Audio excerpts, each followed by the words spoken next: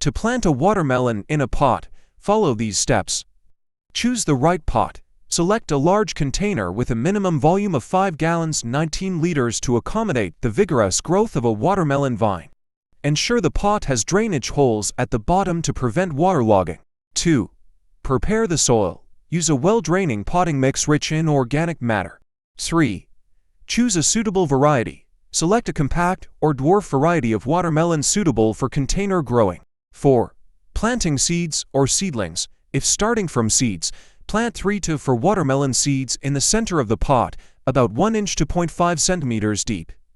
Water thoroughly after planting. If using seedlings, transplant 1 healthy seedling into the center of the pot at the same depth it was growing in its original container. 6. Watering.